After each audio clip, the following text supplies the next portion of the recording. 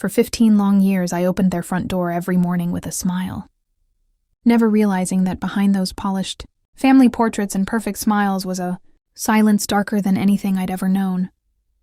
You see, Mrs. Harlow was the kind of mother who seemed flawless, polite, graceful, always in control.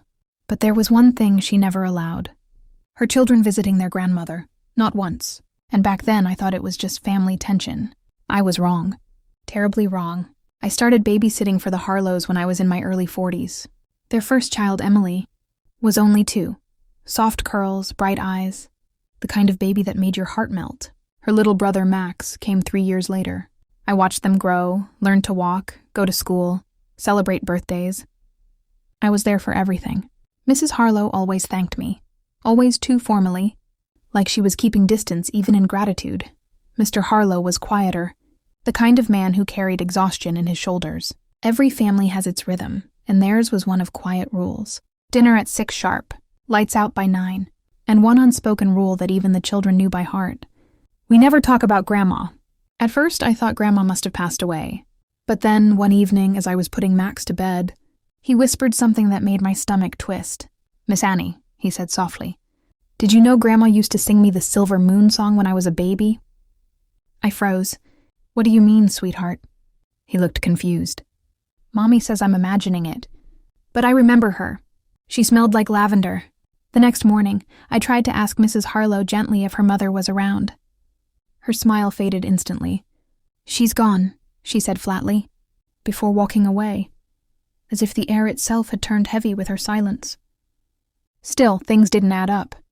There were traces: a photo frame with its picture torn out, a silver brooch I once found under the couch shaped like a rose with an engraving.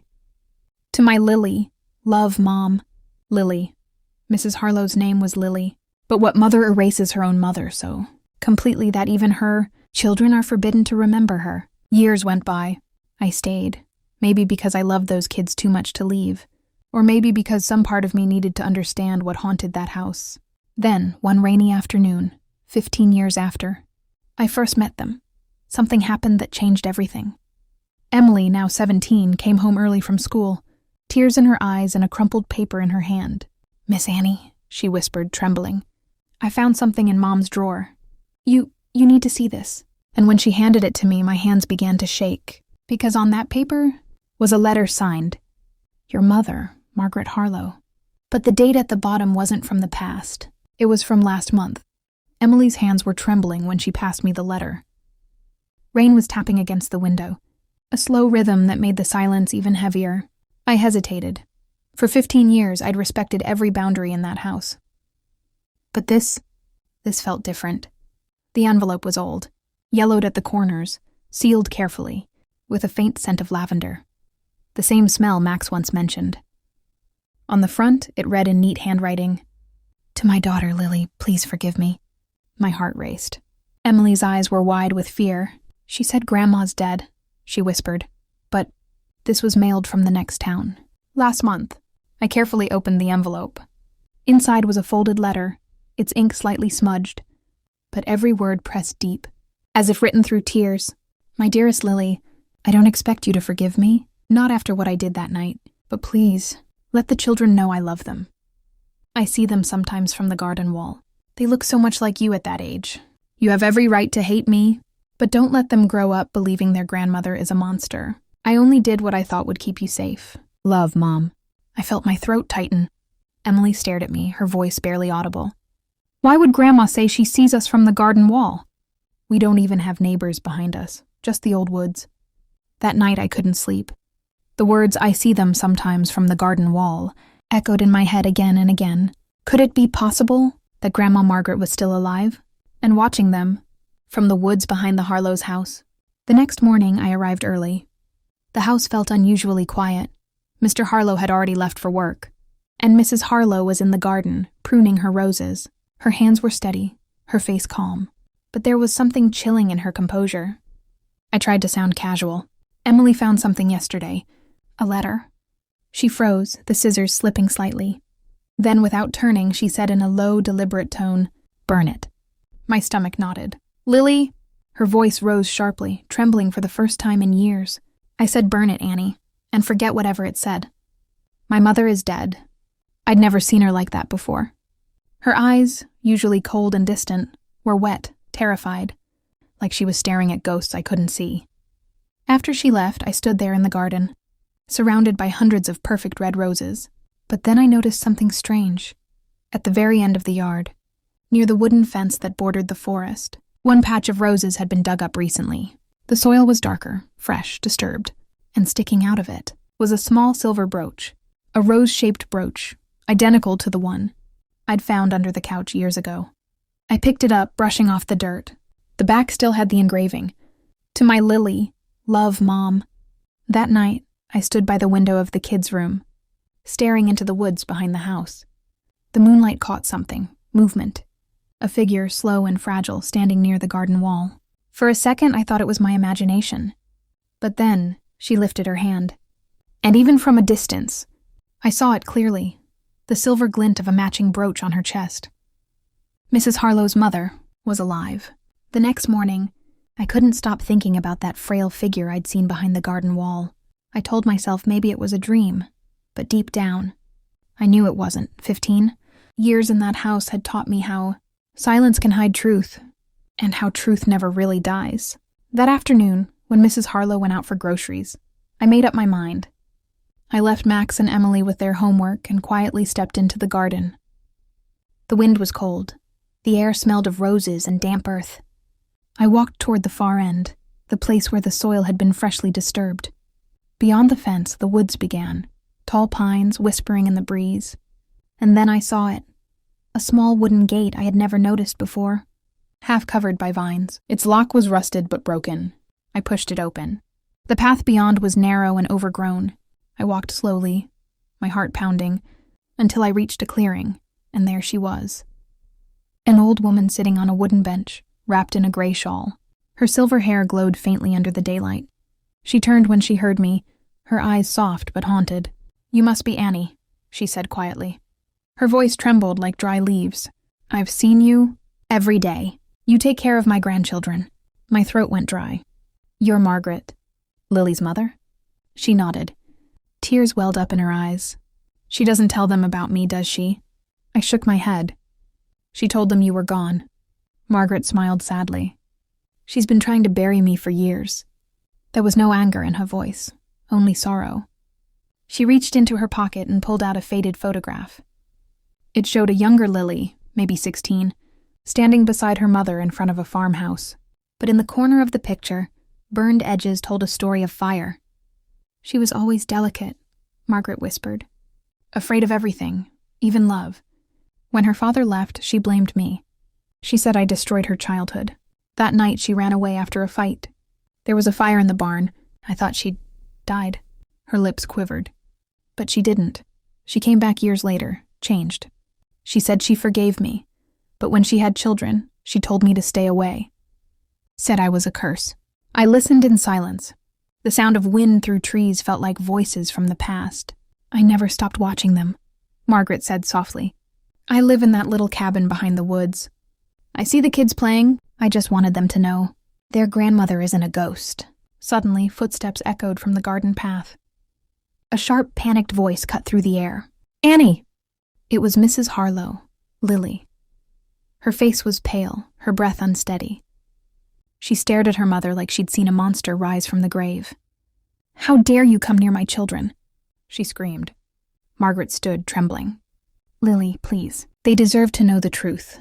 But Lily's eyes were blazing. "You lost that right the night you set that fire." The words hit like a knife. I gasped and saw Margaret's face crumble, confusion and heartbreak flooding her eyes. "I didn't set that fire," she whispered. "You did." For a moment, time stood still. Even the wind seemed to stop. Mrs. Harlow turned to me, tears streaming down her face, and whispered, "You don't understand, Annie. She's lying. My mother, she almost killed me. Then she grabbed my arm, pulling me away from the woods. Stay away from her. If you value your life, and theirs, stay away." But as we walked back toward the house, I looked over my shoulder. Margaret was still standing there, broken, holding the old photograph close to her chest. And in that moment I knew someone was lying, but I didn't know who. That night I couldn't sleep. Every word from the confrontation echoed in my head.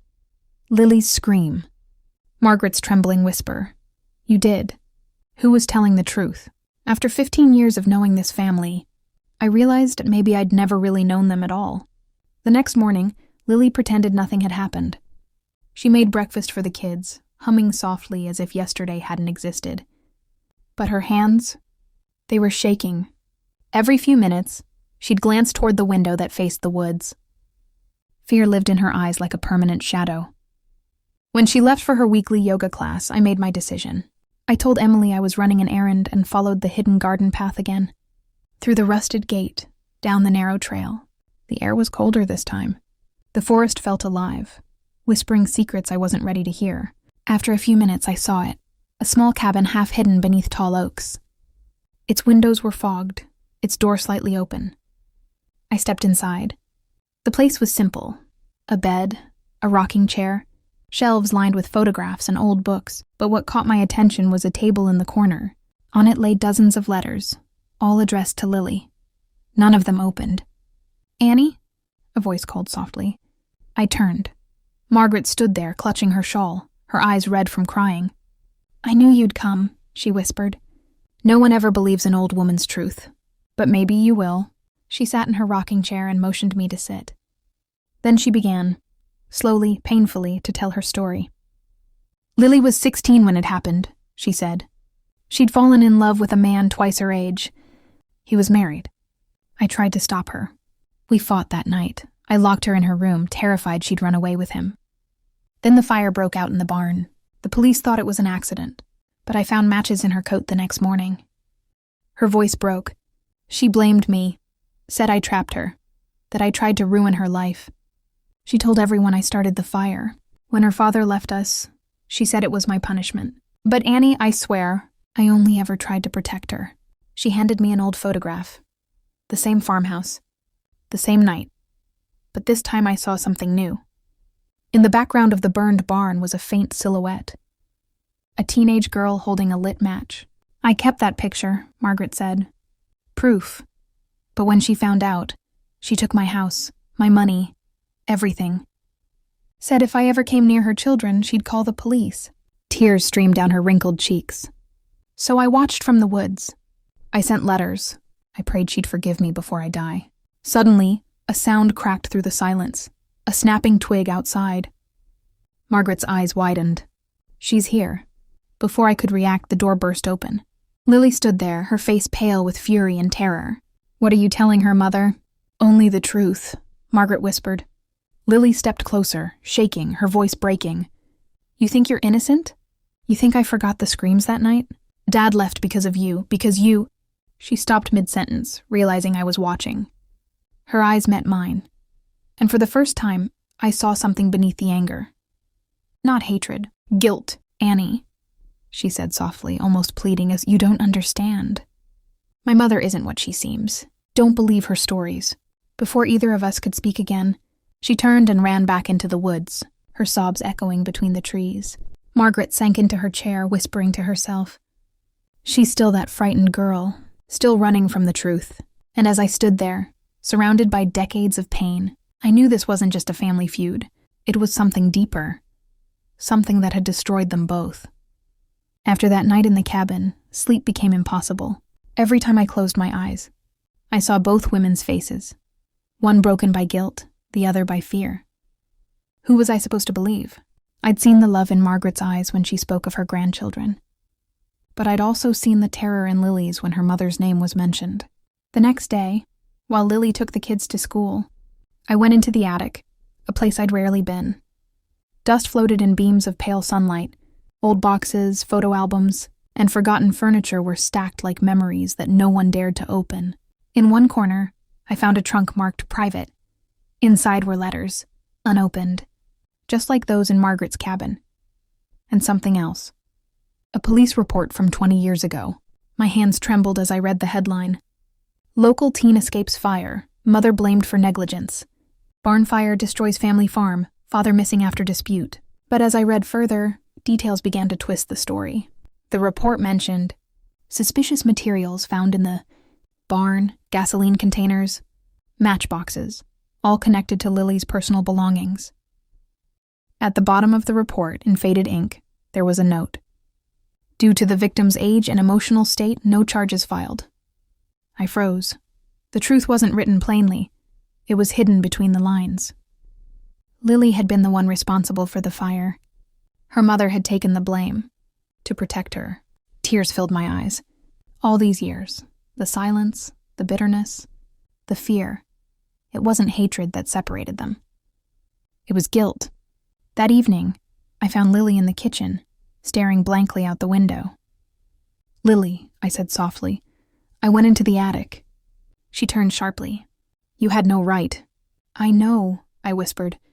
"But I had to understand. I found the police report. Your mother didn't try to hurt you. She saved you." Her face went pale. For a moment, she looked like she couldn't breathe. Then her hands began to shake, and she pressed them against the counter to steady herself. "You don't know what it was like," she whispered. I was angry. Dad had left, and she locked me in that house. I wanted to scare her, just to make her feel what I felt. But the fire, it spread too fast. Her voice cracked. She ran into the flames to pull me out. I thought she died. I thought I'd killed her. She sank to the floor, sobbing. When she came back years later, I couldn't face her. Every time I saw her, I saw that fire. I saw what I did. I knelt beside her, my heart breaking. "Lily," I said gently, "you've punished yourself long enough. Your children deserve to know the truth, and she deserves her daughter back before it's too late." But Lily just shook her head. "No, some fires never stop burning, Annie. They just hide under ashes." That night, I stood again at the window, looking toward the woods. A faint light flickered near the cabin. Margaret's lamp. Still waiting, still hoping, and for the first time, I realized this wasn't just about a mother and daughter. It was about forgiveness, the kind that takes a lifetime to find. But life was cruel, because sometimes when you finally decide to make peace, time runs out. The rain started before dawn, soft at first, then heavy, like the sky was mourning something it already knew. I'd been up all night, waiting for Lily to make a decision. By morning, she finally spoke. "I'm going to her," she whispered, her eyes swollen from crying. Not for forgiveness, for peace. I offered to drive her, but she shook her head. "No, Annie. Some paths you walk alone." I watched from the porch as she disappeared down the garden trail, the same path that had kept two lives apart for decades. The woods swallowed her whole. Hours passed. The rain didn't stop. When she didn't return by sunset, fear clawed at my chest. I couldn't wait any longer. I grabbed my coat and hurried toward the cabin. The forest was darker than I'd ever seen it. The mud pulled at my shoes, and branches scratched my arms. But I kept moving, following the faint glow of light through the trees. When I reached the cabin, the door was wide open. Inside, the oil lamp flickered weakly, and the air smelled faintly of smoke. "Lily?" I called out. No answer.